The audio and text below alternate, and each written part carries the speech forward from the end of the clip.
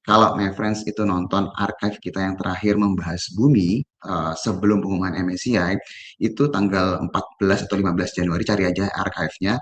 Itu kita sempat kasih judulnya itu gempa bumi itu my friends. Di situ memang kita mengingatkan bahwa tingkat volatilitasnya akan sangat tinggi sekali ya yang kita lihat, dan pada saat itu kita mengingatkan bahwa skenario apapun yang terjadi di sisi MSCI, pemegang saham itu harus siap. Nah, itu terakhir kita bahas. Nah, sekarang kalau misalnya setelah turun secara signifikan pada saat ini, apakah narasi MSCI-nya itu kembali lagi tidak nih setelah kita melihat kemarin terjadi kenaikan yang signifikan ya, my friends. Nah, ada baiknya jangan terlalu tergesa-gesa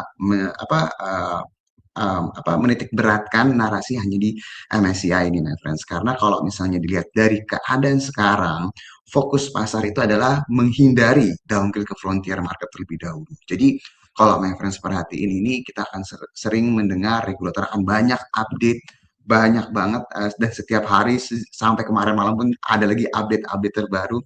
Nah, ini kalau misalnya kita bahas suatu saham itu diekspektasikan masuk MSCI di bulan Mei, ini ada baiknya kita kesampingkan terlebih dahulu, kita fokus sama cerita lain yang bisa jadi menjadi salah satu momentum positif buat saham si Bumi ini sendiri nih, my friends. Jadi kita balik lagi nih, kalau misalnya ngelihat dari keadaan sekarang, terjadinya rebound kemarin secara signifikan, sebenarnya itu wajar, karena banyak juga saham yang mengalami hal yang sama. Nah, gimana caranya kita memastikan bahwa railing ini bisa sustain, dan kalau toh pun terjadi nanti ke depannya ada selling pressure lagi, harusnya selling pressure ini ada perlawanan, kita bisa fokus balik lagi ke fundamentalnya. Jadi, ini pernah kita bahas beberapa minggu yang lalu, beberapa bulan yang lalu mungkin ya, saya lupa ya.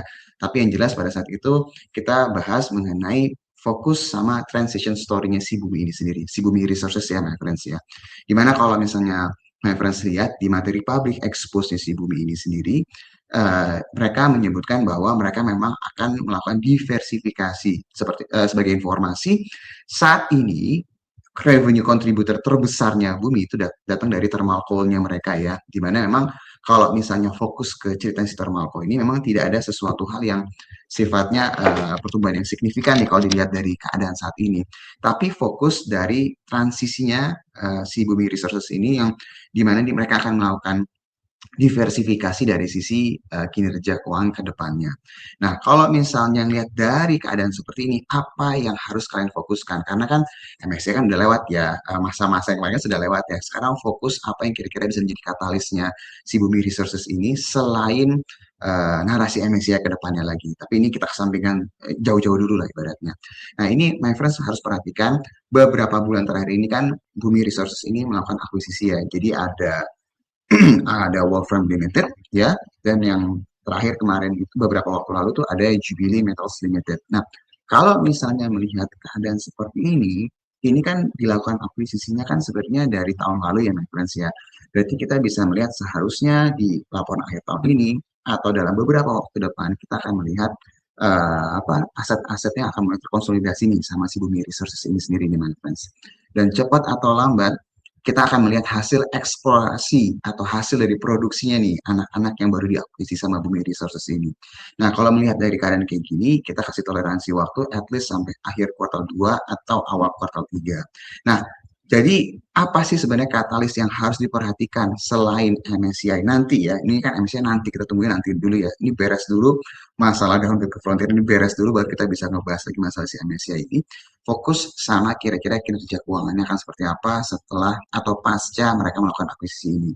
Kenapa hal ini penting? My friends harus melihat bahwa yang namanya pergerakan saham itu adalah mencerminkan kinerja masa depannya. Jadi ketika aset-aset ini mulai terkonsolidasi, ketika laporan hasil eksplorasinya sudah mulai terlihat, normalnya pasar ya atau analis-analis itu mereka akan mulai menghitung berapa nih nilai wajar yang seharusnya nih, my friends. Jadi Oke, mungkin sambil menunggu Pak Fat, tadi kan kita udah lagi bahas bumi ya Pak Satriawan, mungkin kita boleh ulas teknikalnya dulu nggak untuk saham bumi, karena nih di kolom komentar nih lumayan banyak nih yang nanyain bumi, tadi ada yang sampai 3 kali mention bumi ya, bumi katanya Pak Iwan, kita sambil nunggu Pak Fat ya. Ya, buminya naik kemarin 20% ya. Jadi buminya itu kemarin koreksinya, ini sebenarnya udah sering ditanyain ya dari beberapa hari yang lalu. Buminya itu break support di 330, targetnya potensi rounding top arahnya ke 224, dan kemarin udah kena targetnya di 224. Dan kemarin ketika koreksi lagi di bawah 224 itu ketahan di Fibo 61,8% dan juga EMA 200 di 210-an. Rebound dari level ini potensinya itu arahnya menuju last high di 272, lalu gap yang belum tutup di 294, dan resisten pentingnya di 330.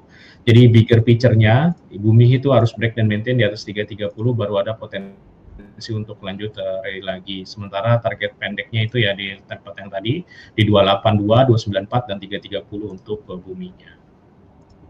Oke, itu ulasan bumi secara teknikal ya. Nanti ulasan insights fundamentalnya kita lanjutkan lagi setelah Pak Fat bergabung lagi. Katanya banyak yang nyangkut di bumi nih. Iya. Jadi kalau misalnya tadi terakhir saya bahas mengenai pasar yang akan menunggu laporan hasil eksplorasi atau hasil output, di mana nantinya analis-analis itu normalnya akan menghitung berapa nih kira-kira nilai wajarnya, itu yang akan membuat menjadi salah satu katalis ke depannya. Jadi ini akan menjadi salah satu hal yang signifikan dan akan berimbas ke kinerja keuangan si bumi ini sendiri, dan juga pasti akan berimbas ke pergerakan harga sahamnya.